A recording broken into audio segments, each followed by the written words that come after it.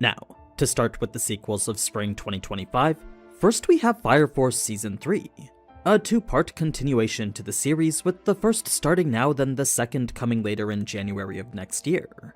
Supposedly this will be the lead up to the conclusion of Fire Force as a whole, so if you're a fan of the series, expect things to start wrapping up.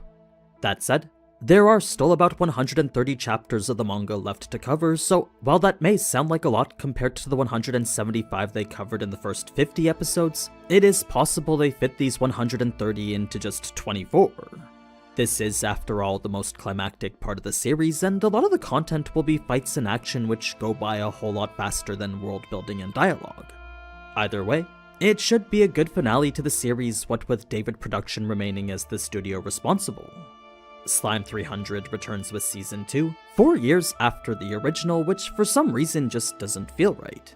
To me, this was a series that feels like came out max 2 years ago. I guess it just fell into a weird place back during the crazy COVID days. In any case, this lighthearted fantasy and the witch starring as our protagonist will be back with much of the same shenanigans as the first season.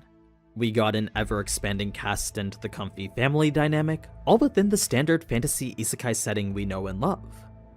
Loser Ranger brings us its second core disguised as a second season, since the original series was always planned to have 2 cores. I myself didn't get a chance to watch it due to it being in Disney jail, but I have heard good things about this subverted depiction of the Power Ranger formula.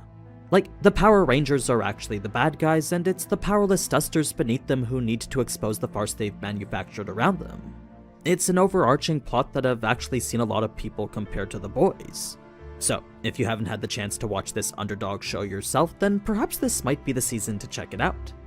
Finally, we have Season 2 for Bye Bye Earth, which, though not as popular as any of the previous entries, does present a more complex and compelling story.